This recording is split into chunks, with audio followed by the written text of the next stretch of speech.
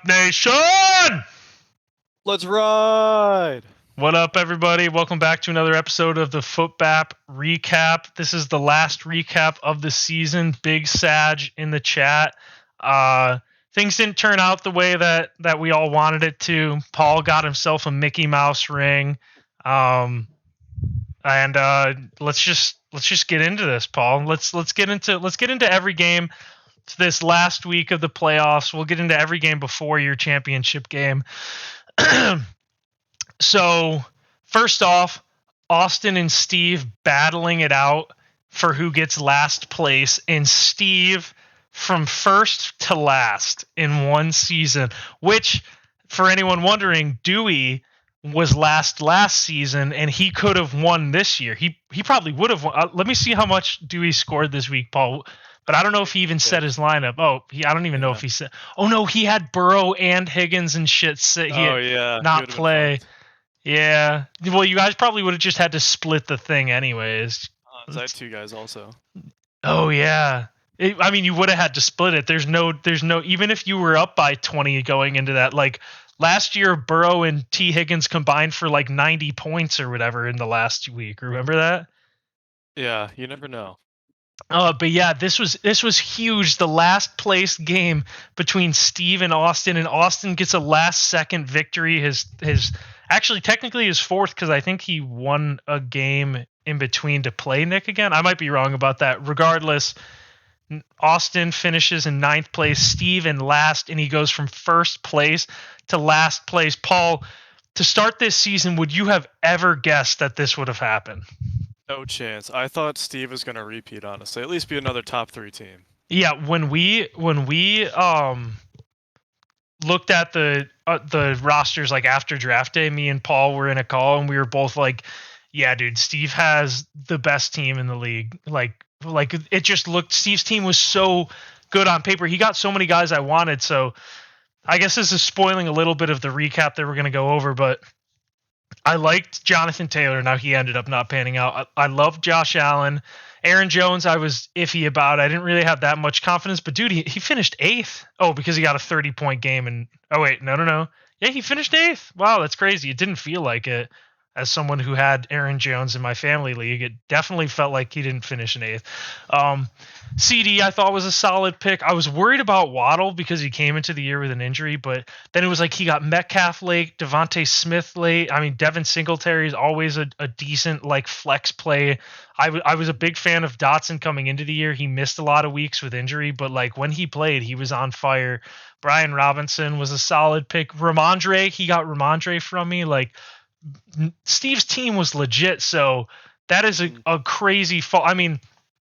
Fuck the roster shit. Just the fact that he went from first to last is an insane upset. Like 2 crazy upsets with Steve, because one, there were 3 teams left that had never missed the playoffs in Footbap history. Me, Paul, Steve. I almost missed it this year. That was a little depressing, is like Steve was one of my main rivals, if not my main rival, and it was like, wow, one of us is going to miss it, and then like that's depressing. Our streak of playoffs is going to end. So Steve misses the playoffs, which he's never done in history, which is crazy. And then to not make it and then to also end up getting last is like completely next year, Paul, because we'll be able to record this like before the season starts and stuff. We'll be able to pick out like where we think people will finish. You know what I mean? Yeah. And to be honest, if I had to do a prediction, I would have guessed Steve finished literally first overall in the West. I would have picked, I don't know who I would have picked in ours to finish first. I didn't like your team off the rip, I'm not going to lie. So I probably wouldn't have picked you. I might have picked like Gorman or something, because I would definitely not have wanted to pick myself. I didn't even like my team off the rip because I got like 4 guys stolen from me that all ended up being studs. Like I got Olave taken from me. I got a pick before, and then Ramondre was like a couple picks before.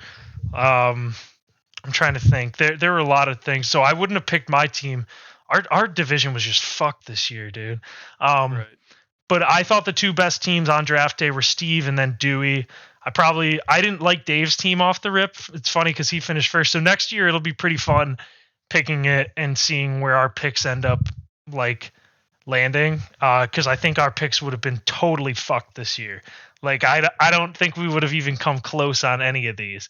I'm gonna be honest. I probably would have picked Nick to finish last, and it's just because he picked Cam Akers in the fourth. But we'll get to that later. So Steve finishes last. Huge, major, disappointing season. He'll be looking for revenge next year. And then here we go, the feel-good story of the fucking season. Nick sad. Nicholas Dickolas sad. Nicky Dice. He finishes in 7th place after being by far the worst team all season long. This man really came back from nothing. Like, I mean, he was scoring nothing every single week. And then he ended it. Let's see how he ended this off, which I'm not even going to lie, 97 points that final week is impressive considering like 2 teams didn't fucking play and all the weather issues and stuff. Nick scored nothing all season long and ends it. Oh my God, Nick ended 4-1, Paul. He ended 4-1. Massive. That is insane. He literally won one game. He was 1 2 3 4 5 6 7 8 9 10. Was he 1-11? Yeah, he was 1-11. Nick was 1-11 and then finishes 4-1, and he scores 143, 121, 124, 147, and then 97 in a week where 2 teams didn't play. Fucking brilliant by Nick. I mean, that's how you come back. And he finishes in 7th to keep his reputation going. For anyone that doesn't know, I have a Google spreadsheet of like, let's see, I might be able to pull it up. I have a spreadsheet of like where everyone finishes and stuff. I don't want to. Let me see if I can just. Oh, cool. Here we go.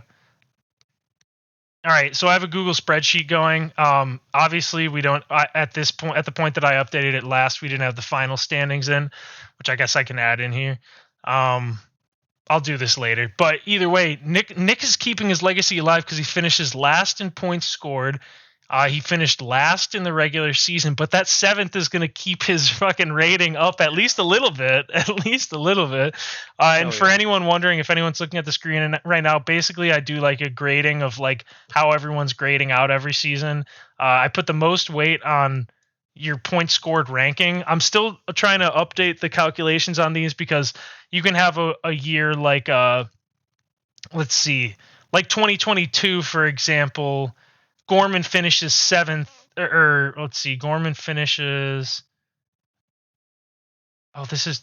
Okay, so Gorman finished 8th in scoring. That doesn't make any. Oh, this is regular season shit. Okay, Gorman finishes 5th in scoring, but like, what did you finish, Paul? 4th. Fuck. I'm basically trying to make a point that like you can finish like 1st in scoring and like 3rd in scoring is only like 20 points behind. So you're weighted on the highest weight is on points scored, but I got to figure out some kind of average to average like how many points you scored plus your position in final scoring. But either way, I do a grading and it takes your final standing, a weighted average of your final standing, your points scored, and your regular season standing. You know, maybe I'll just do it like this. So it just takes a weighted average and then just like gives everyone a grade. I'm not going to go down to like the final rankings because I don't have this updated yet, but this is for Nick. That's massive, dude. He's going to get a higher grade than, than that was huge. He saved his ass with this one. So that's fucking awesome. So Nick finishes 7th and Gorman finishes 8th after his hot start. Like, that's crazy. Nick, after a horribly slow start, finishes 7th. Gorman finishes 8th. And now to the 5-6 game. Now, this is kind of fucked because Gorman didn't have Jamar Chase play, but for like Trevor Lawrence sucked anyways. I mean, his team, like, everyone blew it anyways, so I don't know if he would have won. I finished 5th. Mike finished 6th, but that's meaningless anyways. This one actually did mean something. I wonder... Do you think there's... I just feel like there's no way Dewey could have won this. Right? Yeah, there's no way because Kyle didn't even have Gabe Davis play. So I don't want to say... It sucks because Dewey didn't really have a chance. And like I said, Joe Burrow scored like 30-something, like 39 points, and Jamar Chase like 50 last year. But the odds of that happening are so low. So I'm going to say Kyle finishes third, a well-deserved third, but you gotta feel for Dewey there, man, because one roster change playing T. Higgins last week or 2 weeks ago in the semifinals. If Dewey just did that, he's in the championship game, and they probably have to split the pot because of the games being canceled, even though it probably would have looked like Paul would have won. It's too tough to say because he's got a fucking quarterback that's probably scored 30 points multiple times. Let's see. Yeah, he scored 30 points, 40 points. Like, we just couldn't have given it to him. I don't even... That really unlucky that he had the 49ers get -3. Of course he benched DeAndre Swift. Yeah, that is so fucking unlucky after he did literally nothing. So Kyle finishes third, well-deserved, but Dewey also deserved it. And I feel horrible for Dewey, dude. This really was his season, I feel like. Yeah. I mean, he'll be back next year. He's going to have a chip on his shoulder. He's going to be playing to not fuck up again. He knows he fucked up. As he would say, I got too cute. And then Kyle got the classic Kyle performance. A couple guys get 30, another guy in 20, everyone else fucking sucks. So that's the Kyle from this season. So Dewey finishes third. Kyle finishes fourth in the winner of the most fucked up season in Footbaps history. Paul, he gets his first title, the first playoff win, title. Yeah, this is the dream season. And he got this with Joe Mixon and Diggs getting literally 0. Dave's team pissed its pants. But this is what Dave's team was built on, hoping Jefferson got 20 points every week, banking on Christian Kirk, who's been insanely inconsistent all year. Banking on Kelsey getting a 15 plus, and he slowed down the stretch. I mean, McKinnon still got 20, Najee got 20, Purdy got 17, and it was just he had a lot of 50-50 guys. Miles Sanders, Kirk, obviously Jefferson's not 50-50, but Kirk, Sanders, Montgomery, those were all 50-50 guys that could have fucked him over, and they did fuck him over, and so. What about his bench? Do you have anyone? I didn't even look like anything like into this. Maybe not. Yeah, so I was a little surprised. I was a little surprised that you benched DJ Moore. I would have benched DJ Moore for Alan Lazard. So I'm not saying you did anything wrong, but you love DJ Moore so much. Like, you were starting DJ Moore for all of these weeks he sucked. you were dedicated to starting mid every week. I was just terrified, because this week they scored a lot. Like this past game, or no, never mind. Yeah, they did. They scored 24. I mean, I thought like this week's game against the Saints, where they get one touchdown the whole game, would be what they did with the Tampa. Like, I did not think they would score a lot on Tampa. So yeah, I'm surprised. Now I'm looking at Michael Pittman on your bench. Like, I'm so proud of myself that I feel like that was a ballsy move, trading Pittman for Juju in such a bad matchup. But I knew I couldn't play like a guy that just like had no chance of doing anything, you know? So I'm proud of myself that I was able to make the playoffs off of that Juju trade. Yeah, so this wasn't even close. Paul wins. It's such a weird season. It was low scoring. Like 5 quarterbacks just completely sucked out of nowhere. Running backs who've historically sucked, like, started doing good, like Miles Sanders and stuff. Yeah, this is such a weird season. Next season's draft season is going to be really strange because I don't even know how to judge anything. Like, Tony Pollard's a top 10 running back and he gets like 12 carries a game. Like, I don't know. Is he supposed to be like a first round pick? Like, it's so weird. I'm not even thinking about it right now, but yeah, Paul, you won the most scuffed season, the most scuffed Mickey season in Footbap history. How does it feel? I earned that. How does it feel, Paul? Years of hard work and dedication finally paid off. Yeah, and, I will say you were probably the one, like, because going back to the spreadsheet when we've graded him out, it's been, I think maybe when Steve won last year, that might have pushed him above you. I might be wrong about that. You might have been barely behind him. Let me see if I might have like the last 5 years ranking on here. Let's see.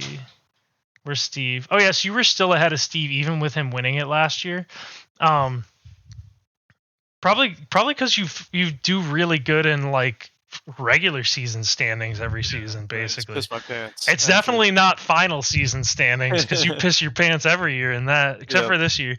But yeah, for kind of bums me out that I did as bad as I did this season, specifically in scoring, because I think Dave's going to pass me for number one in the league now, which thanks a lot to Paul, because if Paul didn't keep forgetting his password to ESPN accounts, we would have had the 2 seasons added in where I won it before so we only have 1 season where I won it, which sucks.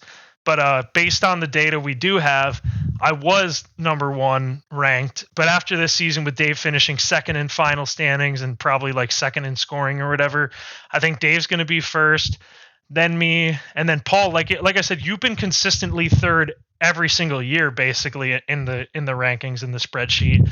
So yeah, it was a huge upset that you had never won at all. You're basically like fucking Peyton Manning or something, like just consistently good enough to win it all, but like choking every single season in the first round. So yeah, it was an overdue win, and also I got to thank you for that, because there's still no one else that's a multiple time winner but me. So the Dave didn't come closer to taking my crown. And even cooler, with the data we do have, since Paul fucked us on the first 2 seasons, technically we've had a different winner every single year. Like based on the 6 years that we do have the data for.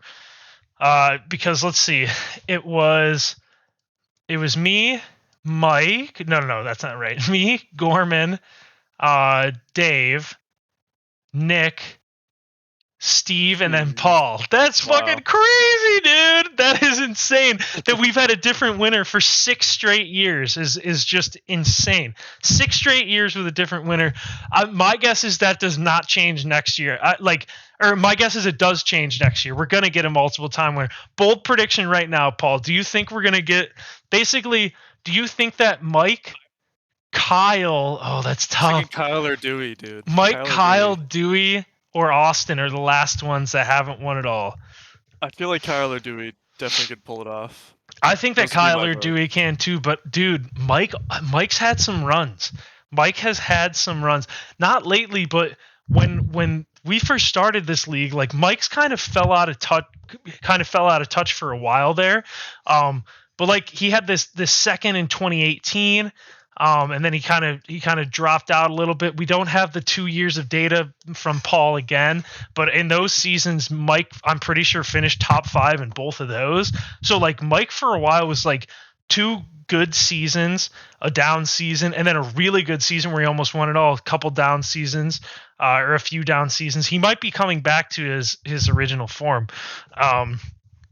So yeah, that's I don't know. I think everyone has a chance, but I just have a feeling that like I think it's going to be a repeat winner, and I'm going to throw it out there right now, Paul.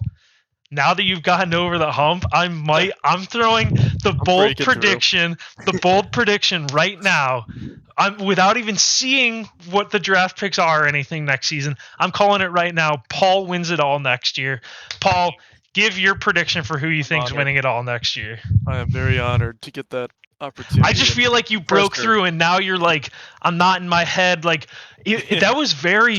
that was so un-Paul-like of you. It was so un-Paul-like of you to be like normal Paul would have started Kirk Cousins or Dak Prescott here, but you actually did go with Goff, and normal Paul would have started DJ Moore over Lazard. Now, obviously, Lazard scored less, but I feel like that was the right move. Like, normal Paul 100% would have fucked up. Normal Paul would have picked up some random defense instead of playing the Giants. Eagles. Okay. The Giants were projected to score like 8 points, and the Eagles were 6. I was like, there's no way, dude. I'm not starting them. The Giants defense, they played so much shitty that week. I know, that's huge for you, because normal Paul 100% would have started the Giants. Let's see. They didn't do much. Oh, they scored 15.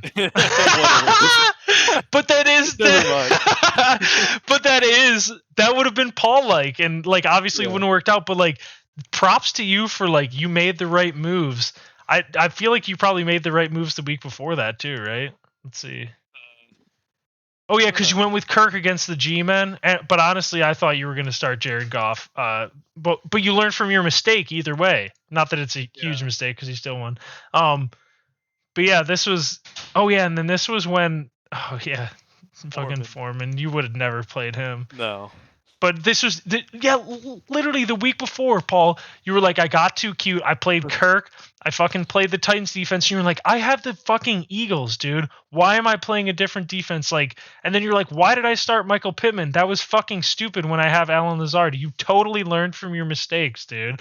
I just think you've turned over a new leaf. I just think you have, and I think that this is gonna give you two in a row. This is gonna give you two in a row. Yeah, Paul is when you have a Mickey Mouse championship against Dave's shambles of a team, with like all these weather issues and stuff. This was such a fucked playoff, such a fucked season. But yeah, with you're Kevin Durant with a comfortable lead in the fourth quarter, with like a 2 or 3 possession lead in the fourth quarter, and like not that much pressure. So you win it. You're my bold prediction. I'm predicting now you're gonna finish first next season, and I'm throwing it out right now. I'm going Kyle is my choice, by the way. Okay, that's a good pick too. Kyle's probably my second pick, because a part of me thinks that Dewey's going to come back stronger next season. A part of me thinks that this is going to destroy his mental. Okay, throwing it out right now for anyone who doesn't remember, I haven't brought this up before because I keep forgetting. Dewey drafted in our league at the same time as another league, and he drafted that monster of a team. Yeah, that's true. He was on his phone. Checking in and out every second. Dewey destroyed our draft, and he wasn't even paying attention to it. That was the most impressive thing. We should have had an award for like most impressive like performance this season, and it could have been between like Paul not choking in the playoffs for the first time ever, and Dewey drafting, and Dewey would have won it. Dewey drafting a fire team without even like meaning to from his phone, the phone draft. Dave not taking a running back to like round 5 and it working out was also fucking crazy. Yeah, dude. I mean, it was a fucked season, but it was a lot of fun this season, dude. It was a lot of fun, and I'm glad that it ended with you winning, especially with us just starting this up was like so good. But also, like I said, I just wanted a different winner because I got very scared coming into this year. I had no faith in you winning at all, Paul, and it just comes down to you getting in your head and like you usually make a couple like terrible moves, or like you don't make moves and it fucks you over. Because I just remember the whole time I was like, dude, Dave or Steve or someone's gonna win another one, and then I'm not gonna be the only like 2-3 time winner, right? But no, you pulled it off, and now I can sit here and pretend like this streak's gonna last forever. But I think it's gonna end next year when you win it all. So yeah, let's go to the final standings. I hope that they actually have it in final order. All right, cool. First place, Paul. Second place, Dave. Third place, Kyle. Fourth place, Dewey. Fifth place, me. Sixth place, Mike. Seventh place, Nick. Eighth place, Gorman. Ninth place, Austin, and 10th place, Steve. Now, if I had to rank these based on how good the teams the teams were that I actually thought they were, I think that like not going into the playoffs or anything, but going into the playoffs, not for the whole season. I think that I would go Dewey first, Kyle second. I did think my team was good. I really thought that, so I'd go me third. Dave, like, just to show how crazy it is that Paul got first, I thought he was the worst team. Him and Mike, I thought they were like the worst teams in the playoff. And then just showing for the other thing, like, I mean, honestly, going into the losers bracket, I thought Nick did have the best team out of all these. Actually, no, Steve. I thought Steve did, but Nick had the second best. He had come alive. Let's take a look at these fucking stats. So we already know Kyle was highest scorer, Nick was lowest scorer. Oh, Gorman did finish above me in points scored. Lame. Points allowed, I was lowest scored on. Let's go, dude. That's probably the first time that's ever happened. And Austin was most scored on. Super unlucky year for Austin. Points per game. Wow, Nick's the only one under 100. And Kyle at 128. Dave at 124. Like, that's a crazy like, Kyle's so above everyone. Kyle and Dave both so above everyone else, and then Dewey 117, Paul 115, Gorman 114, me 113. I might do it something like this. Points per game seems like a good thing to do in the spreadsheet. Well, because points for is like this kind of, I can give like a little bit of a grade based on like this is like a 10 out of 10, and then do like a calculation where like this is probably like a 9.5 out of 10, but like this is probably like an 8.5 because it's fucking 10 points less, you know? So like these might all be like 8.5s. I think that'd be a pretty solid way of doing that for the spreadsheet. But yeah, it's crazy like the gaps. So it was Kyle and Dave were in the tier S tier by themselves. A tier, Dewey, Paul, Gorman, me, and then we get to like B tier, Steve and Mike, and then we get to D tier, Austin, and then F tier, Nick. That's too big of a gap for me to put them both in D. I'm not gonna lie. That's crazy. Point differential, Kyle plus 17, Dave plus 15, Paul plus 8, me plus 7, Dewey plus 6, and then that is insane that Mike went 9 and 5 with a minus 4 point differential, bro. Oh man, what the fuck, dude? That is crazy that I could go plus 7 and win one less game than Mike at minus 4. Austin had a worse point differential than Nick, but that's just because he got scored on a shit ton. Yeah, let's see points allowed per game. Oh, look at us. Me and you are such Mickey Mouse motherfuckers. And Dave. And honestly, wait, all of us were like Mickey Mouse. Like, these are all, none of these are 10 points apart. Me, you, Dave, Dewey, Kyle, Mike, Steve, and Nick. None of us got fucked over. And then Gorman and Austin got fucked over. Austin especially got fucked. But Gorman's not too far back. They both got fucked really bad. But that's crazy. Usually that pretty much everyone was in the same vicinity of points, like against, besides like those two at the top. So that's fucking crazy.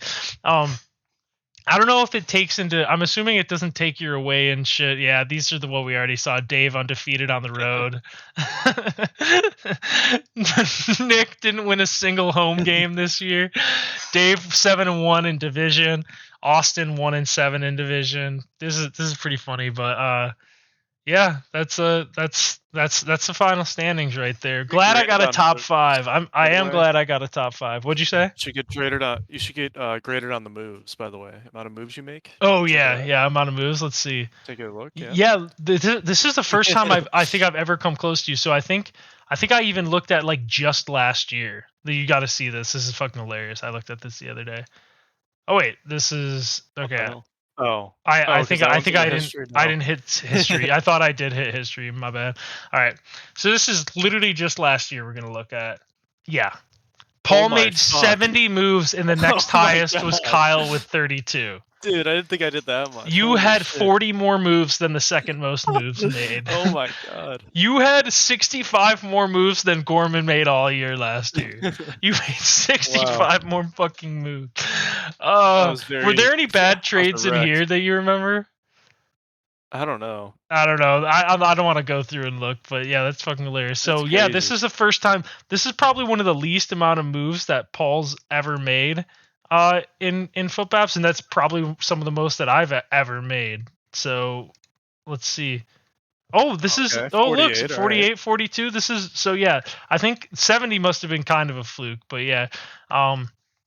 Yeah, Paul made 42 moves again, or 48, 44, like 40. Me, Paul, Kyle, and Mike making a ton of moves, and then there are the teams like Steve, Dave, and Dewey who just drafted such fire teams that they just didn't even have to make moves. Like that's why they're on there. Austin's team, he drafted a good team. He got fucked, and he wasn't making the right moves. Very unlucky. It's whatever. That's the final standings. Paul, is there anything I missed in the final standings or anything? I can't remember what we talked about that we were going to go over. We covered it all. Should we go to awards or draft recap?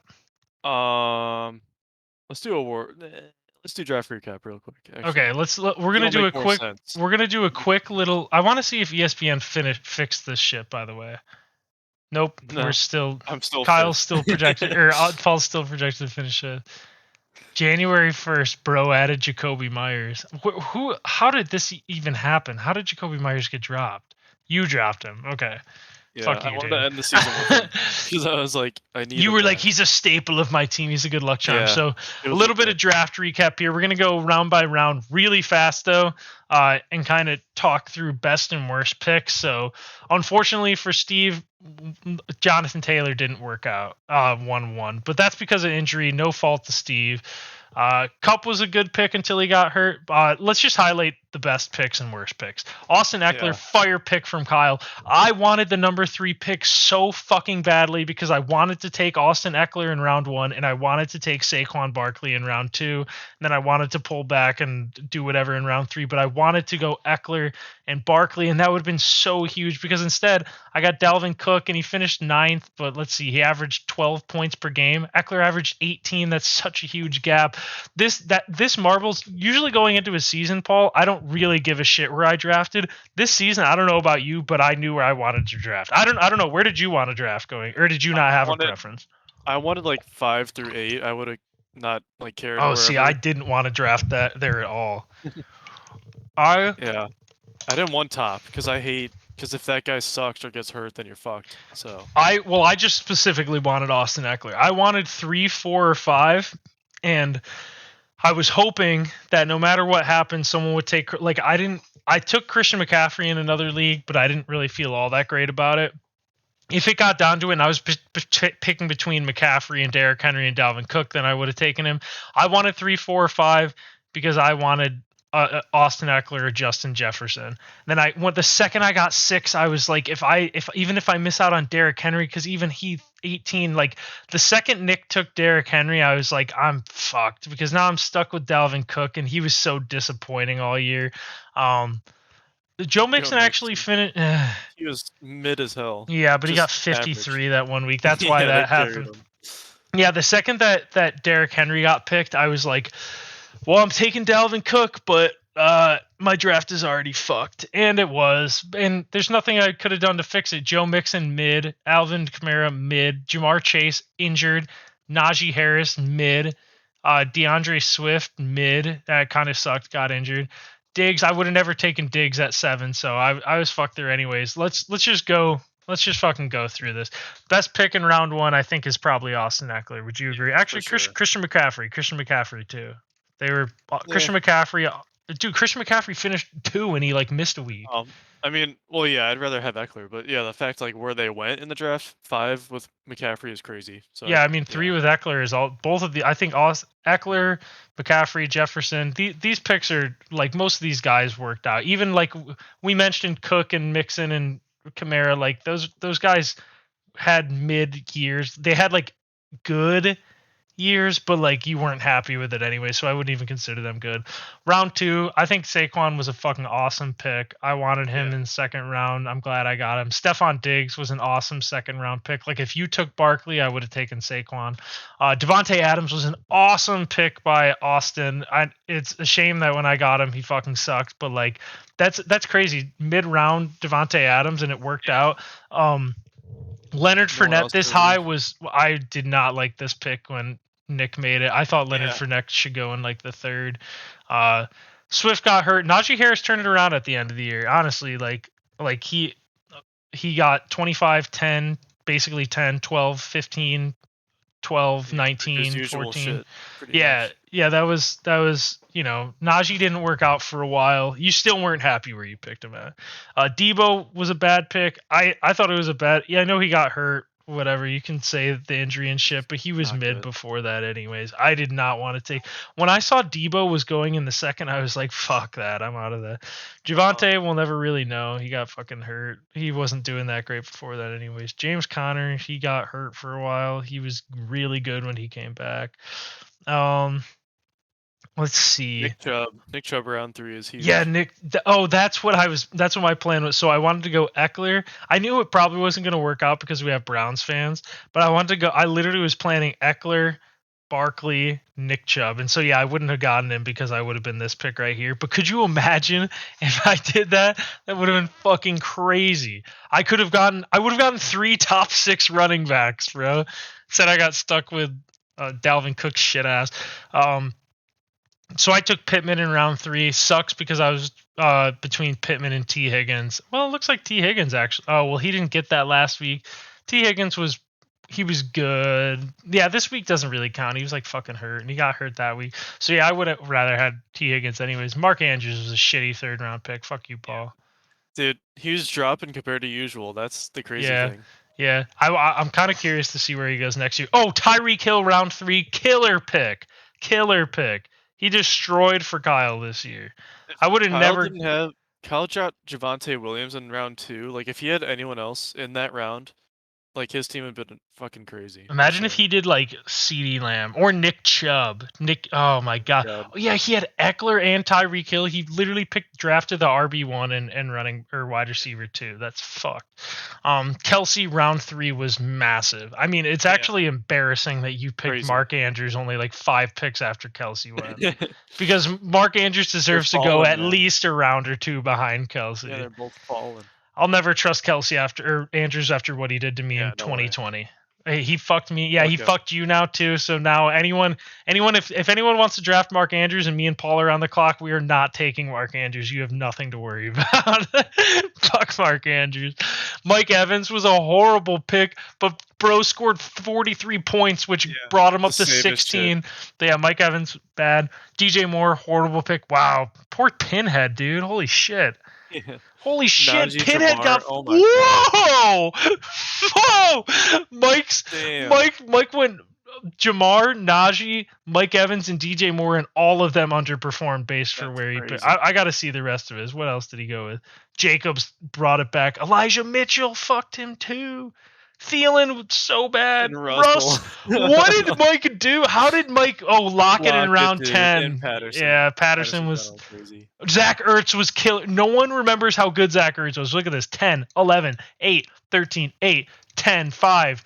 Get this fucking highlight off my screen. Zach Ertz was doing really good. That was a good pick by Mike. Crazy. And Mike did the Mike tight end obsession. Ertz and Higbee back to back. Absurd. Let's see, round 4. Mike Williams was awesome for me until he got hurt for like the whole rest of the season.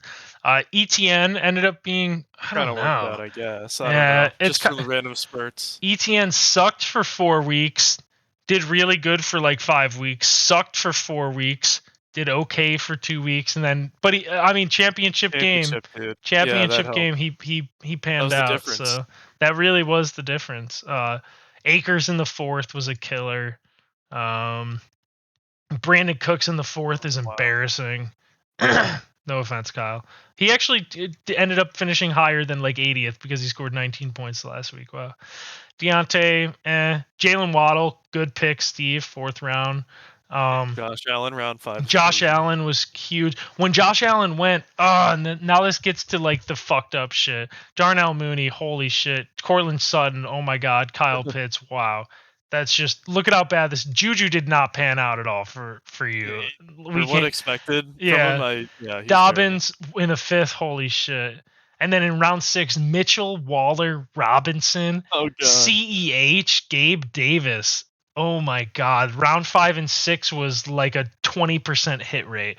But I'm so pissed about Herbert. So what happened was, Josh Allen was being projected to go in like the 5th. It was supposed to go like Josh Allen, Herbert, Mahomes gone in the 5th. And my plan all season long was to take Jalen Hurts in the 6th. But then it got to my pick and I was like, fuck, dude, Herbert and Mahomes are both there. Mahomes just lost Tyreek Hill. I just drafted Mike Williams. Justin Herbert finished as QB2 last year. So I went with Herbert. And dude, even if I went with Mahomes, the QB1. Yeah, can you believe that shit?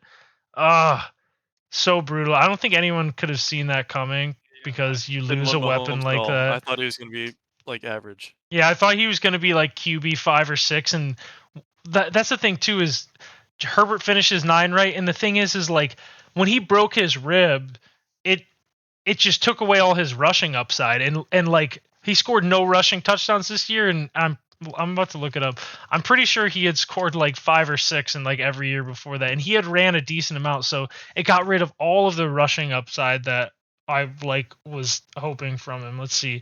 200 yards, 5 touchdowns, 303. This year, 147 yards, 0 rush. So So the second that happened, the injury, I knew that his rushing upside was gone and that I was fucked. But it was also fucked when he lost Keenan Allen and then he lost Mike Williams. And well, it's going to be interesting to see what happens there. So Mahomes in the 6th was a great pick. I mean, Josh Allen in the 5th was always guaranteed to be good. So Brees Hall was a good pick in the 5th. It sucks that he got hurt.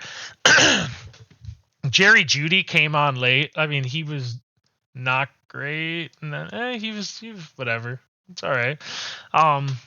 Let's see. CEH. Oh my God. I'm so pissed that Austin got 20, 14, 12, and 22 from CEH and didn't trade his ass right there, bro. He probably could have fucking traded with fucking Mike. He could have traded with Mike and Mike would have given him like Jamar Chase or something. This joke, Mike. Which we'll actually, we have a Mike update to give in this video also. It's not good news. Round 7, Jalen Hurts, good pick. Great pick, I mean Lamar, Kyler, Devin Singletary, let's see, Hunter Renfrow, terrible pick. Rashad Bateman got fucking hurt. Dude, fuck that, dude. I got 12-18, and then he got hurt in this game. Came in and like tried playing in this game, got hurt. Came back and played for Cleveland, and then got hurt in this game. I mean, Rashad Bateman's dead to me. Amon-Ra, great pick in the 7th by Dubag. Great pick. You know, the thing that really sucks is I was between, when this pick came up, I was between Bateman and Amon-Ra. And what I just basically was going with, when Amon-Ra popped off last season, it was because they had like Hawkinson out. They obviously didn't have Jameson Williams. They had like and Swift was out. They had like everyone injured. So I was like, I don't know, maybe the upside's higher for Bateman. No, Amon-Ra's just like good. So that's a huge missed opportunity there. Godwin in the 7th was okay by Austin. He was like doing pretty solid by the end. Round 8, Russell Wilson, bad. AJ Dillon, oh my God, bad. Actually, he kind of turned it up at the end. It's so funny because when I picked AJ Dillon, this is what I was like envisioning. Like 10 plus carries and like a few targets a game, 16, 19, 20, 11, 10. Like that's what I was expecting from AJ Dillon when I got him. And then also like Aaron Jones gets hurt every year, so I'd get him for that. And wow, at the end of the year it kind of came to fruition, but wow. Elijah Moore, god awful 8th round pick too. Okay, round 8 is shit. Russell Wilson. Okay, yeah. Okay. So Amari Cooper in round 8 is good. Christian Kirk round 8 is good. Russell Wilson, horrible. Dak Prescott, horrible, terrible. AJ Dillon, like meh, I guess, like bad, but like I don't know if that even counts. I'm gonna say it's bad. Yeah. Elijah Moore, horrible. Aaron Rodgers, horrible. Kareem Hunt, horrible. Antonio Gibson, horrible. But then you have, Devontae, Kirk, Christian Kirk, and Amari Cooper. And Amari Cooper kind of choked at the end here. Really choked at the end here. Wow. Inconsistent as hell. Yeah, Austin traded for Amari. He got him 27 and then basically pissed his pants the rest of the year. Round 9, Ramondre, fucking awesome pick. So pissed that he got him. Tony Pollard, round 9, fucking awesome pick. That's the best, yeah. Chase Edmonds, oh my, horrible pick. Damian Harris, I mean, he got hurt. It was so funny because when Steve got Ramondre, I was so fucking furious. But then I got Damian Harris, and I was like, I don't know if you remember these first like 4 weeks at all. Do you remember? Actually, let's go for the first 2. So basically, those first 2 weeks, Damian Harris was on the field for like 45% of snaps. And then, was it Ty Montgomery? I think it was Ty Montgomery was on the field for like 38. And then Ramondre Stevenson was on the field for like 12%. And I was like, whoa, I dodged a bullet. And the same thing happened. Or no, because then Ty Montgomery got hurt week 1, I think. And when he got hurt, then Ramondre started getting carries. But I remember that first week, I was like, dude, I dodged a bullet. Ty Montgomery is going to be the passing running back. Stevenson immediately fucking like, Ty Montgomery gets hurt, and then Stevenson like takes off. And then he takes off even more once Damian Harris gets hurt. Because for a while there, I was like, hey, dude, Damian Harris actually, he might work out for me. A round 9 pick, and he's getting me like 15 points a game. Yeah, then the injury bug hit. Alan Lazard, fucking terrible pick. Like he was mid. Yeah, mid as hell. Well, it's funny just looking 40th overall. It's just wow. He really was mid as shit. That's crazy. It felt like he would have finished 30th, but yeah, that's crazy. Robbie Woods. Tyler Lockett's crazy. Tyler Lockett, great pick by Mikey B in round 9, and that's with a missed week.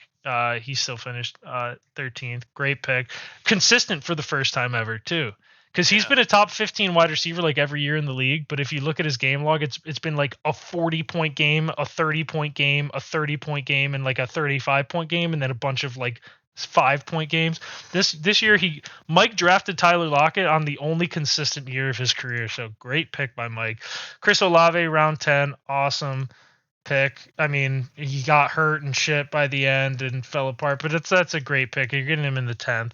Ayuk was an awesome pick by Austin in the 10th. Too bad he fucking dropped him and I got to pick him up. 15th overall wide receiver. Thank you, Austin. Hawkinson in the 10th. Huge. Too bad Dave fucking dropped him too. That's crazy.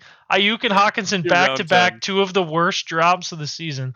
Goddard in the 10th was awesome till he got hurt. I know you had him in another league. Hopkins in the 10th was huge for like a 5-week stretch. When Gorman, I was shitting my pants because Gorman got Hopkins back and it was 15, 28, 12, 15, 14, 17. And I was like, holy shit, Gorman, like he did it. Gorman fucking got Hopkins and now he's going to ride into the sunset and it didn't work out. Round 11, James fucking Robinson. I mean, at this point, like, is there a bad pick round 10 plus? Like, there's probably not a bad pick. I mean, yeah, it's so late in the draft. Great pick by round 11, Dewey. Joe Burrow, did we add that in our poll? I don't even think we did. Or did we? Yeah, that's crazy. Round 11, Joe Burrow is really good. I don't think it would trump a lot of the other ones, but round 11, Joe Burrow is awesome. I like that James Cook also, after I dropped him, like, ended up, like, popping off. Let's see. Yeah. So Joe Burrow, awesome pick. Zach Ertz was really good by Mike. He got hurt, unlucky, but he was really good when he did play. Tyler Higbee was a pretty solid 12th round. Like, I mean, it's a tight end that like kind of got catches, so it's not bad. Burks turned it up at the end. Let's see. Anything? Raheem Mostert, I feel like. Mostert. Yeah, I don't know. Yeah, he was. There were weeks you could play Mostert, so getting a player in round 12 that had weeks where he was playable, that's good enough. Pat Freiermuth in the 12th, awesome pick by Gorman. Too bad he dropped him. I think the trend we're seeing here is people made great picks round 10 and 12 and then fucking dropped them for some reason. Oh, Garrett Wilson, round 12 or round 10, Dewey. Oh, yeah. Good pick by Dewey. Let's see. Round 13. Nothing. Round 14. Kenneth Walker, great pick by Dewey. Round 14. Crazy. He definitely settled down after a while, after this stretch where he was popping off, but it was still a great pick by Dewey nonetheless. That's really. It's so funny that I picked Kurtz. Yeah, when I fucking dropped him and then he starts popping off. Tua was a good pick in the 14th round. Funny because I picked Tua as my backup quarterback, I think in every league last year, and same thing with Justin Fields last year, and they both like didn't do anything last year for me, and then they fucking both like pop off this year. Jamal Williams round 15. To that. Yeah. That's the greatest. Yeah, a round 15 flyer pick on a backup running back, and then when the starter gets hurt, and it's like, well, here we fucking go. Great pick. Khalil Herbert actually was a really good pick. He got hurt, but look what he fucking did for me. 11, 30, 11, 7, 15, 16. Like he was good until he got hurt. Algier would have been a pretty solid pickup, but you dropped him, Paul. I didn't even know you drafted him. I picked him up and dropped him like 3 times before I actually fully dropped Mike him. With a good Trevor Lawrence pick, he dropped him and was able to pick him back up. But around 15 Trevor Lawrence, like, that's good. I'm gonna call and then Justin Fields. I don't know if we can count these now because these are just guys that are totally automatic drops. Who is the number 1 kicker in fantasy? Do we know? The Cowboys guy, right? Where is he? Maher. I don't think anyone picked him. Oh, no one even picked him? How do you actually memorized who the best kicker was, huh? Because he scored fucking 13 on me or whatever. You're a fucking lying bitch. All right. How much did he score that 1 week? 13. Which in normal fantasy points is like 29, I'm pretty sure. Yeah. So which was like the second best game by a kicker in history. That's a draft recap. Some good picks, some bad picks.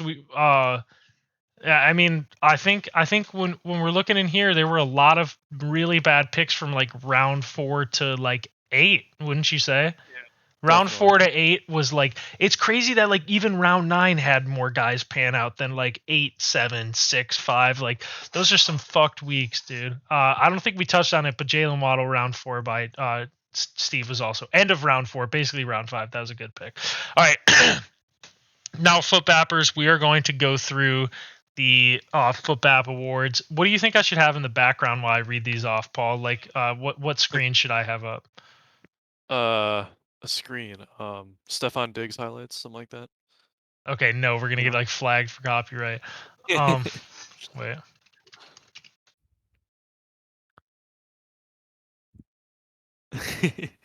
There we go. Oh, what the fuck? There we go. Yep. The 4 ads on the screen is all right. uh, no. Oh, what the fuck? Oh, I Goes can't. away. Entertainment. There you go. That's good enough. All right, fellas, this is what we're rolling. Subscribe. All right. Wait, can you pull up Actually, the this is pictures? great. This is great for us. Just pull up the pictures. Yeah, that too. No, because it has the subscribe for us. Unless you want me to save it off and open it up. No, I mean like the pictures of the screenshots I sent of Oh, like I the don't want results. to. I don't know. Let me check. So I know on Discord, I just don't want them to. Oh, I can do that. Oh, okay, cool. I didn't know I could open it up. Okay, dude. Like the I don't. browser. I Nice. kind of want it to be a. I don't want people to see it though. I want it to be like a surprise. Okay, so we're keeping it like this. I thought you announced it. What'd you say? All right, never mind. Never mind. I don't know. Whatever. Okay, fuck off. So it's award time, everybody. We sent a poll around to members of the league, to also our loyal listeners, such as Lauren and my sister Nick the Kid Barlow. Uh, we sent it out to loyal listeners and people of the league. We had you guys vote on different awards that we came up with. And Paul, you ready to get into these awards? Oh yeah. Born ready. All right. And the winner for unluckiest team of the year goes to a two-way tie between Steve and Austin. So Austin was the highest scored on in the league. I don't think Steve was close to the highest scored on, but people thought Steve was unlucky. That's why we put him on there. Personally, Paul, my pick was Austin. What about you? Yeah. I also picked Austin just because the outrageous amount of points got scored on him. Yeah, It was just I felt crazy. bad for Austin. Nick was third highest picked, and then Gorman was in last for out of these four. We're not going to get into that deep in it. Basically, Steve and Austin tied for most unlucky. I personally think it was Austin because he got scored on so highly. Congrats to Austin for being the highest scored on most unlucky team in the league this year. Let's go. Round of applause, Paul. Oh, it doesn't pick it up, dude. I was just Oh, glad okay. to see All right. Worst draft day team. Your picks for this were Nick, Mike, and Austin. And the winner of worst draft day team goes to another tie between Nick and Mike. Congrats to Nick and Mike for drafting the worst teams in the league this year. Pretty impressive.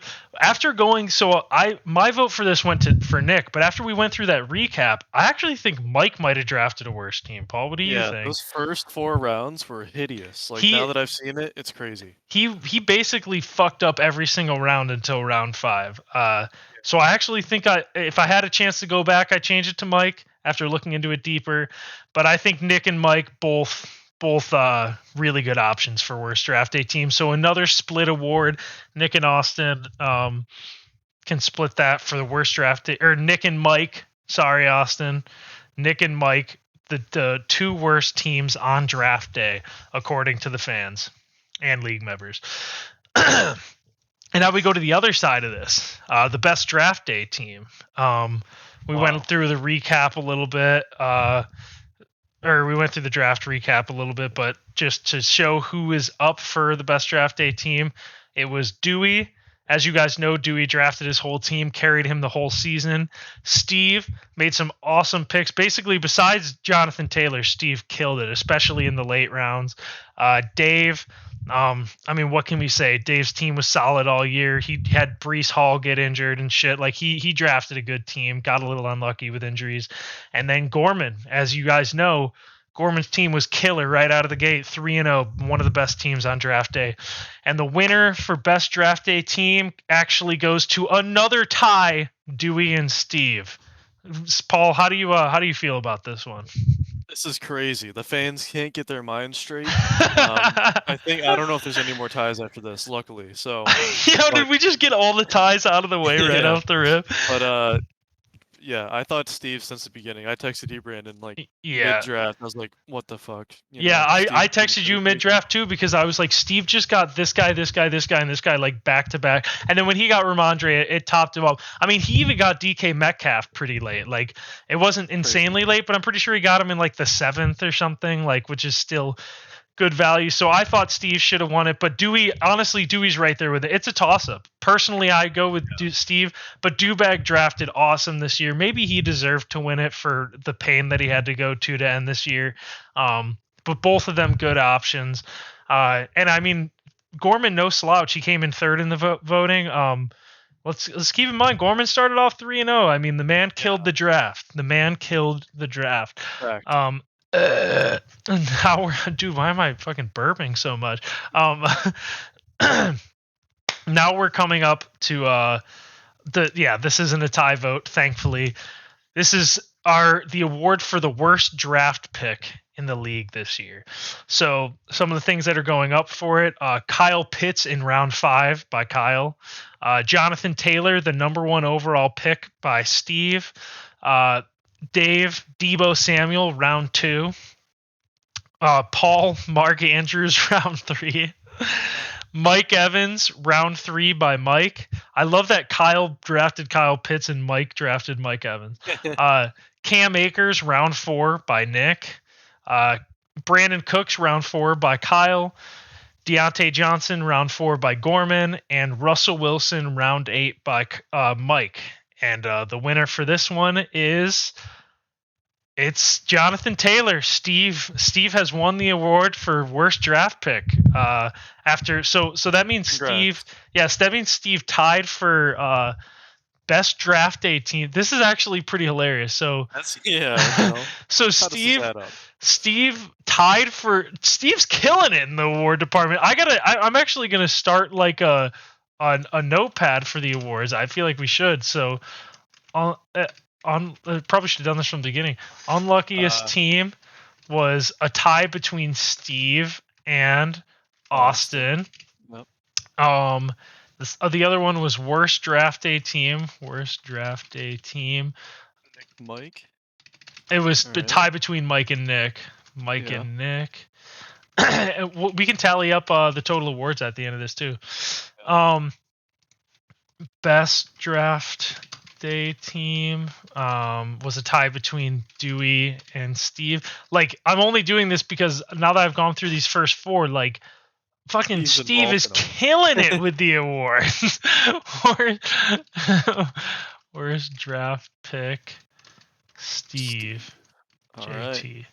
Yeah, so as it stands right now, Steve has won 3 awards, 3 of the first 3 awards. Nick has an award. I guess co-award. Austin has a co-award, and Dewey has a co-award. But yeah, Steve is destroying the award ceremony tonight.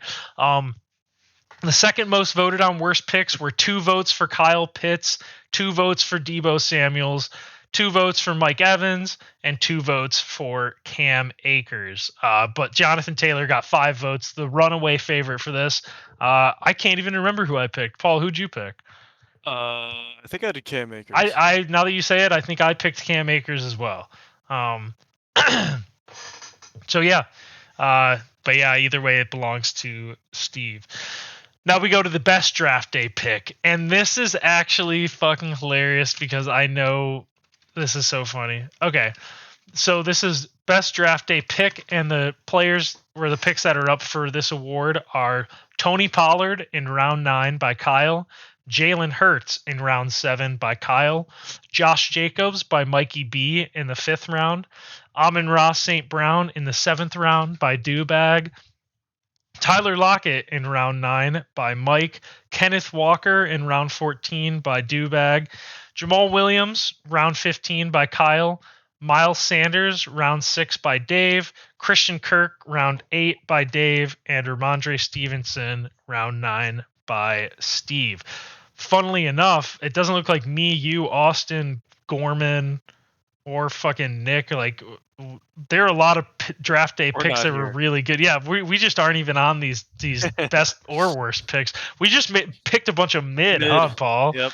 Uh-huh. Besides you and Mark Andrews in round 3, but that was never gonna win it anyways. Like, that was the filler pick. But either way, the winner of best pick is a tie between Kyle and Kyle, because Tony Pollard in round 9 and Jalen Hurts in round 7 both got 4 votes and win this.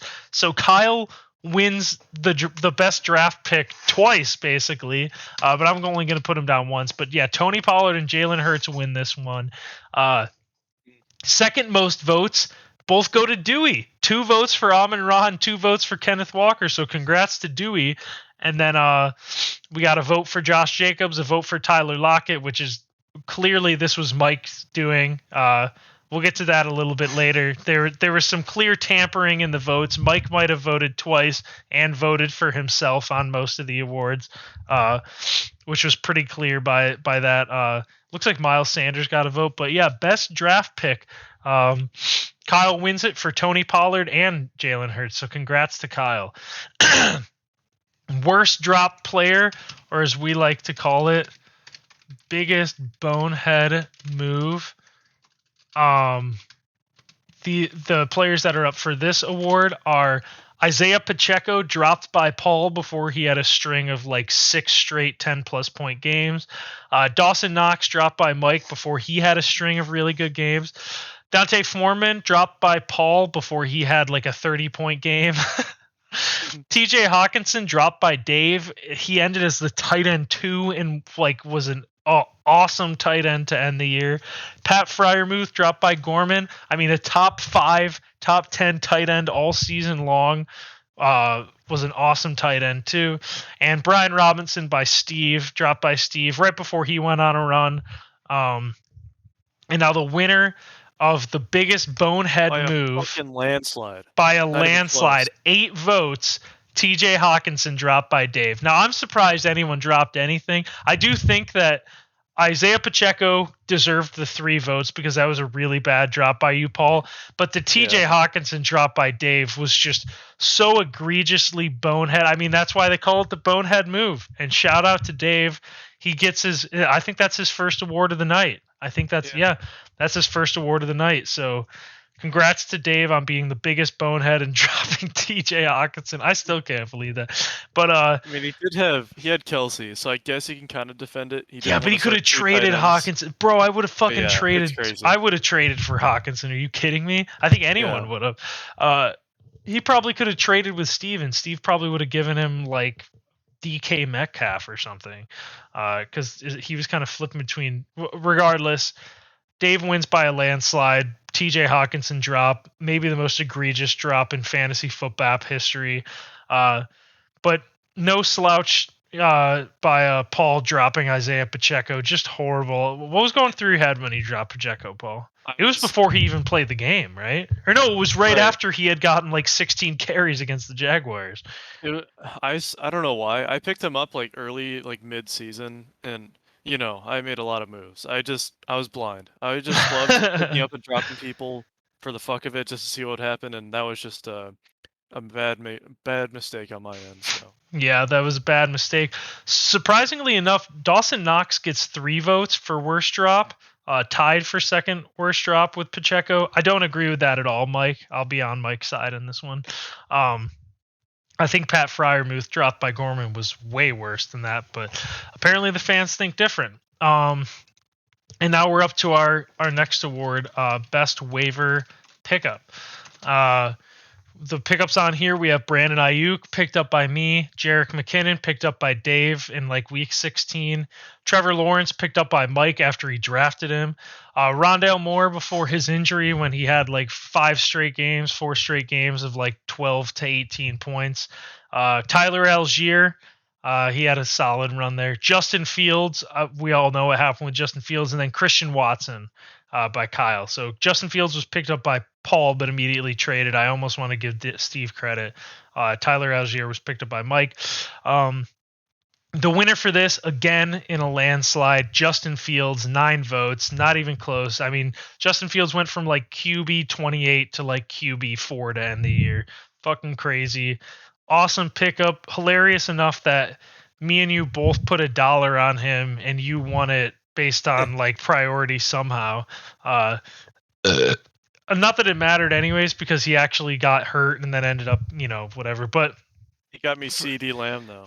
That is true. He got you CD Lamb, and that was huge. So do we give this to Paul? Who do we give this to? Dude, I picked it up. I guess we have to give it to you. It sucks because you didn't even really do anything. You picked him up and immediately traded him. No, I played him the 1 week. He had 39, and I scored like 180. So Paul gets his second Mickey Mouse award of the season with the best waiver pickup for a guy that he didn't play a single time. Not even one time. Not even a single playing time. All right. No playing time. So yeah, Justin Fields is the best waiver pickup of the year. Second best pickup, 3 votes for Jerick McKinnon. I'd probably agree with that. I will say though, I was saying this to Paul earlier, I picked up Brandon Ayuk in like week 3 and he finished as like the wide receiver 15 and was like the sole reason I made the playoffs, because I started him like every single week at the flex. That got no votes. I feel like that deserved at least 1 vote, especially with Mike voting for himself twice on Tyler Algier and shit. I feel like Ayuk at least deserved, like Algier finished as like RB 30. Ayuk finished as wide receiver 15. But either way, Justin Fields takes the cake. Paul technically wins it. You know what? I'm gonna go like this. Steve. What? Hey. All right. And this man Paul is heated. My choice. Now we have Christian Watson was also good though. Yeah, Christian Watson was also good. The thing that sucks about Christian Watson is like Kyle didn't like play him until his streak was over, basically, from what I remember. So I guess it didn't really matter.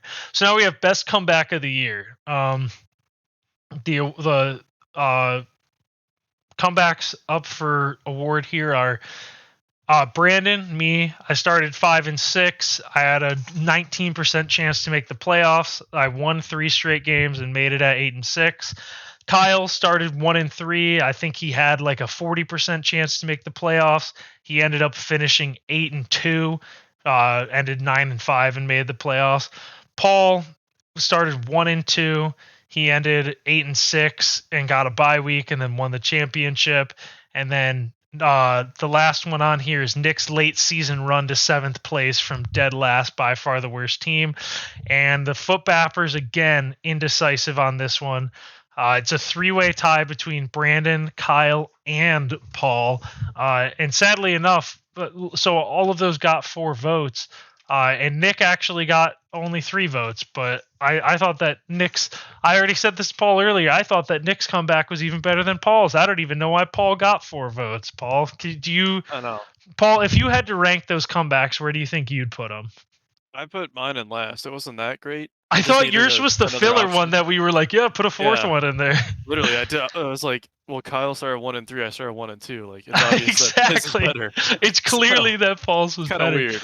I think that me and Kyle's are like tied for the sheer fact of like playoff percentage. Like, I guess mine was even lower than his, but still at 1-3, Kyle was like, whoa, this is like kind of scary, you know? And then I just think Nick's is great, so I think Nick's was 3rd. And then, yeah, Paul, I just love that your filler pick actually won you your 2nd. That's 2 Mickey Mouse ass awards, Paul. That's so fucking funny, actually. Hey, Fields was a great pick. It just sucks because Going for the best forward. I had $2 and then put it down to one because I was like, oh, I don't know, Kirk Cousins just got Hawkinson, like maybe that does something. And now is this the last one? Actually, no. I'm gonna go a little bit out of order here, Paul. So that's best comeback of the year, and then we're gonna follow it up with biggest choke of the year. And now this one is between Gorman starting 3-0, highest score by like 200 points. Just a clear lock to make the playoffs as long as he doesn't choke. And Gorman started 3-0 and ended 6-8 and missed the playoffs. Ended up going 3-8 to end the year, missing huge choke.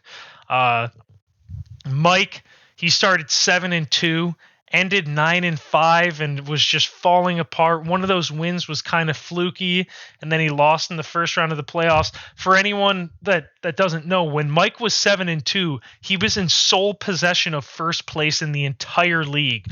So a pretty huge collapse to end up going 9-5 and to lose in the first round of the playoffs. And then Steve, we all know what happened here. 5-3. He started. He had like a 90% chance to make the playoffs. He ended 7-7, so he ended on a 2-4 record. Missed the playoffs for the first time in Steve history, and this led to him getting 10th place after winning it all last year. And Paul, I don't think there's any surprise here. The winner here is Steve's choke. Steve ends up winning biggest choke of the year. A well-deserved win by him. And it actually pretty close race though. It was a close race. So Steve got 6 votes. Mike got 5 votes, and I actually agree with this. So I agree with Steve winning it all, but I also agree that Mike isn't that far off. 7-2, sole possession of first, and like to choke that and lose in the first round, to be 7-2 and then to lose in the first round after having sole possession of first, that's impressive. So Mike, no slouch on this one. That was a pretty huge choke. And then Gorman's 3-0. That's to begin the year. It's still a big choke because he got 4 votes on that one too, and they were all pretty big chokes. But I think the magnitude of Steve's was too much to overcome. I actually think if Steve didn't win it all last year and then end up finishing in last this year, I think that Mike might have won this one. Paul, what do you think? Definitely. The fact Steve goes from first to last just definitely adds some gravity to it, So, yeah. Congrats, Steve. Yeah, congrats, Steve, for the biggest choke of the year. So let's see. All right, and now we're gonna go to the award that caused World War III and caused an update that we don't want to give around here. No one wants to hear this, but it's actually become kind of an annual thing. Let me list off the potential winners for worst / best trade of the year. Mike trading Najee Harris for James Robinson. As you guys all know, Najee Harris ended as RB like 12, and he had a stretch of like 6 games scoring over 10, between like 10 and 25 points. And as we all know, James Robinson was a 4th string running back. So he like barely played the rest of the year. CeeDee Lamb for Justin Fields and Chris Olave. So good trade by Paul. CeeDee Lamb panned out, but Justin Fields kind of put Steve in a weird spot, already having Josh Allen, and Chris Olave started getting hurt and not performing as well. So bad trade for Steve, good trade for Paul. Christian McCaffrey and Higbee. Austin traded for Amari Cooper and Alvin Kamara with Dewey. Now, Christian McCaffrey was huge for Dewey. Tyler Higbee kind of sucked. But Dewey gave up Kamara and Cooper, and he gave up Amari Cooper, and Amari Cooper immediately fell off. Just didn't really do that great. And then Kamara really fell off and took I mean, he had that huge first week on Austin's team, but yeah, Dewey wins that trade. This trade is just a classic. The mid for mid, Debo for Dameon Pierce. Just a no winner, just a bad trade all around. Just trading piss for shit. Kyle or Dave and Paul, congrats on that. And then me trading Deshaun Watson, Donovan Peoples-Jones, and Rashad White for Devontae Adams and Aaron Rodgers. And the winner of this one, no surprise to me at least, Paul. I don't know. Were you surprised by this at all? No, I thought this would have maybe 90% of the votes. Yeah. So it actually the CMC one was a little bit underrated too. After looking at it, I kind of forgot about that because I was so set on this one. But the If I pick one, yeah. Mike and Dave, the Najee Harris for a fourth string running back wins the award. Now, for anyone that isn't up to date, isn't in the Footbaps group chat, or maybe missed the conversation, this poll started World War III, Paul. Is that safe to say? Yeah, it was the first question that pops up. So as soon as you opened the link, this is what your options were, and that made some campers not very happy. Yeah, and those campers, let's see. I got it. Okay. I just wanted to check this out real quick. Okay, so this isn't a laughing matter. Basically, I sent the trade thing out, and originally it didn't have the Devontae Adams trade on it. So the reasoning for that was I traded Watson, DPJ, and Rashad White for Devontae Adams. And for anyone that didn't know, Devontae Adams got me like 8 points, 2 points, and 4 points, and fucked me in the playoffs royally. So I was like, yeah, on paper at the time, like, it looked like I got a pretty good player, or I got a really good player, right? And it looked like a good trade for me, and it ended up just kind of fucking me over anyways. It didn't even really do anything for Austin either. It was basically would you agree that it ended up being like the Debo for Dameon Pierce trade? Yeah, it was basically nothing for nothing. Yeah, you had single digit like 6, 5, 3 points or whatever the fuck for 3 weeks in a row. Like yeah, it was 8, 2, and 4, and the 2 was against Kyle in the playoffs, and which lost me. But regardless, so I just thought it was like a nothing for nothing, and I thought that since on the show we kind of made the joke about Debo and Dameon being mid for mid at the time, and then it ended up being nothing too. That was a funny one to add. Mike was not happy with this, Paul. Is that safe to say? That's an understatement, but yes. So this started a like 30-minute argument where Mike was saying that since I got Devontae Adams, even though the trade didn't work out for me, it could have worked out for me, and therefore it was the worst trade. Now, what me and Dave, and I think I know, or me and Dave, I don't know, Paul, if you chimed in, but I know at least a couple other people were like, yeah, but it didn't work out, so that's why it's not on there. Mike took offense to this. Obviously, you hate to see it. You never want a fight to break out in the fantasy league, and basically all of this led to the dreaded text that I got from Mike that night. I'm out, man. Find my replacement for next year. And man, we hate to leave the fans on a cliffhanger like this, but we might be losing Mike for next year. Honestly, it was a pretty good run we had this year. We almost went a full year without Mike threatening to quit the league, right, Paul?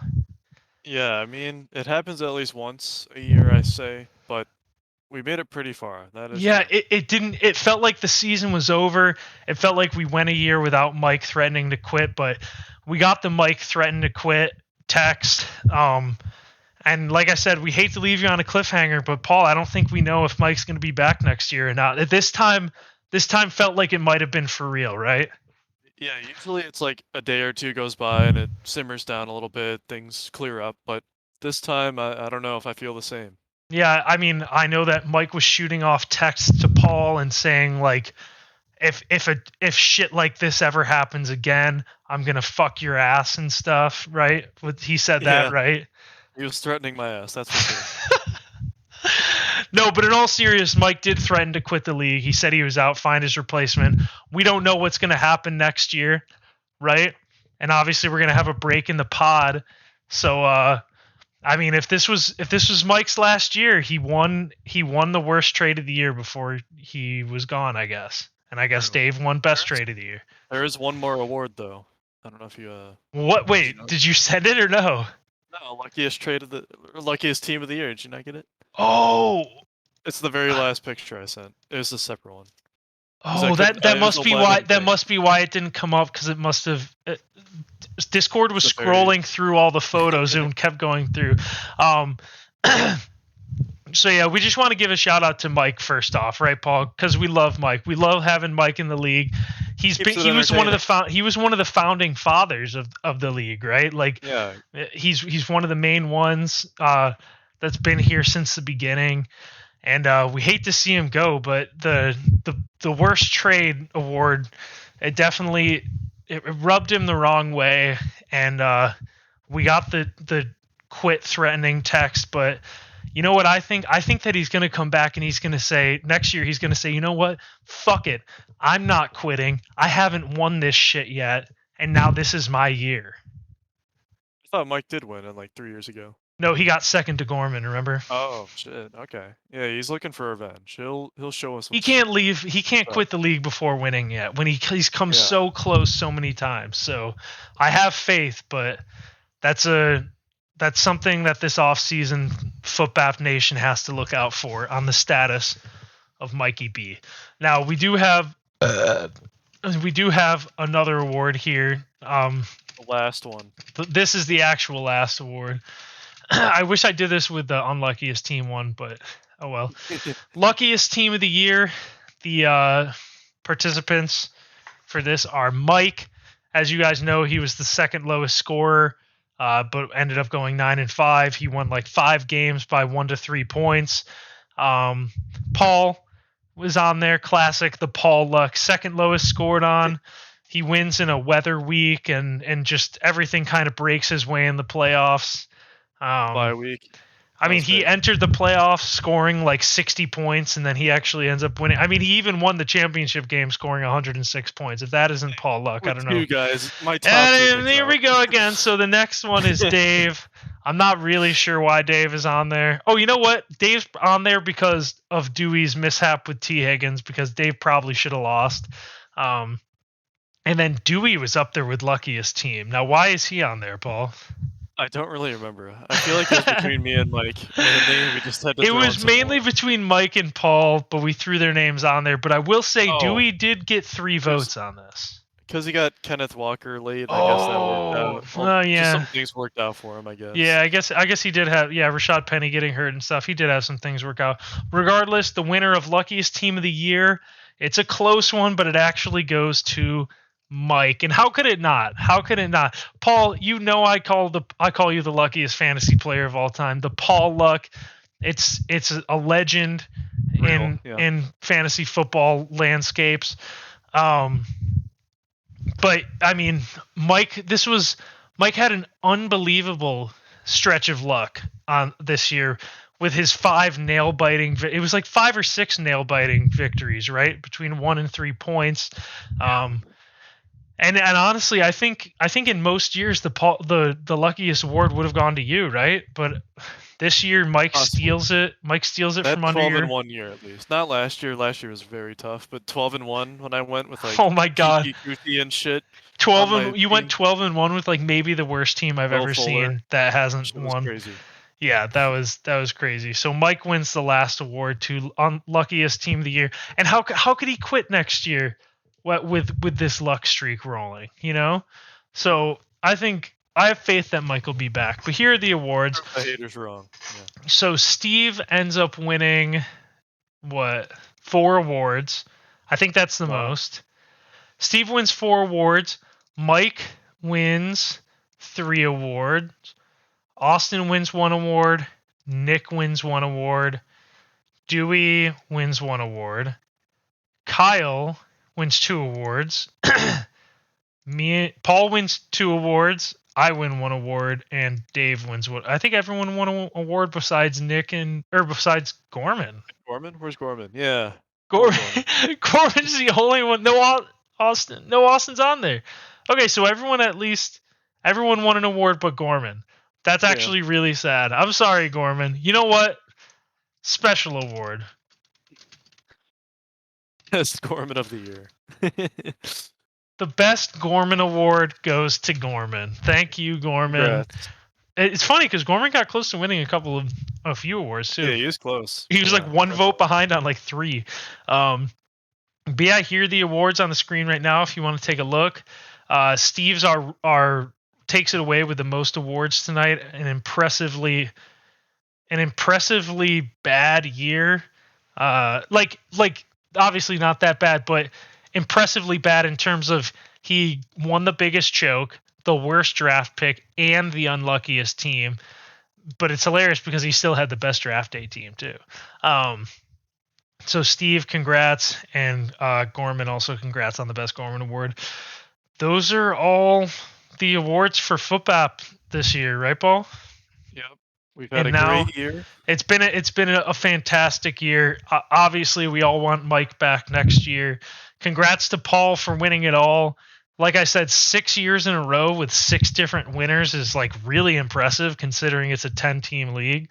Uh, so there's always a chance to win the Footbap League, right, Paul? Yeah, everyone's got a fair share of a chance. Yeah, I mean, at this point, it's literally a different person every year. So next year it could be you, Gorman, or not Gorman. Next year it could be you, Mike, Austin, Kyle, and Dewey. Dewey. One of you 4 might take it home next year. Um, but yeah, that's this year's season. Now, me and Paul, for anyone that's wondering, uh, I fucking didn't even make picks in the NFL this week, and neither did Paul. And we're gonna end up breaking the tiebreaker for games picked. With our playoff picks, hopefully. But me and Paul might pick the same shit for this, to be honest. So we're gonna go through this real quick. So Paul, we'll do you first. Chargers, Jags.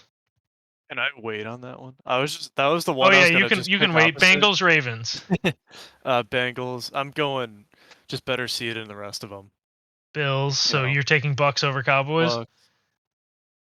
You're taking Yeah, Bucks over yeah, Cowboys. yeah, Okay. yeah. Vikings, and then so okay. All right. Uh-huh. So that's yours. Um, Cowboys look so bad. yeah, Fuck them. I don't know what I'm gonna pick between that. But I will go Bengals, Bills. Uh, I will go 49ers. Man, I fucking hate both these two games. I'll go Vikings, and I'll go Cowboys, I guess. All All right, right. Chargers, Jags, Paul. I'm going with Chargers. Nice. I got So to. so I have a really bad feeling that the Jags are going to win, but I want the Chargers to win, so I'm picking the Yeah, Chargers. I feel like Herbert's gonna, go a little wild. He's got that clutch gene, so maybe it'll I just show have up a for him. bad feeling that like there's going to be some freak play that the Chargers lose on. Like on paper, the Chargers are a better team.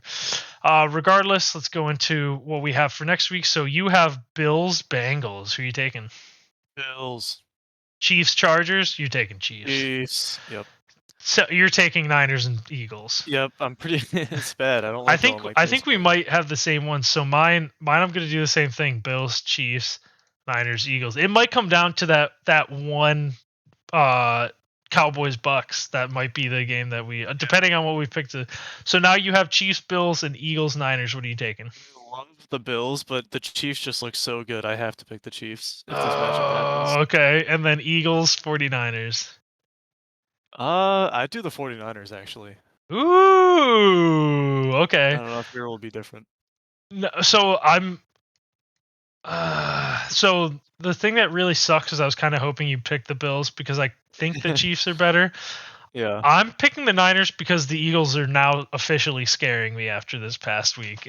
They Right. kind of, with Jalen Hurts being injured, now he came back and they didn't even look that good. And the Niners have just looked so fucking good, dude. They've looked so Uh-huh. good. I don't even care if it's Brock Purdy. They've made it with Yeah, he Jimmy looks great. Garoppolo, dude. Yeah.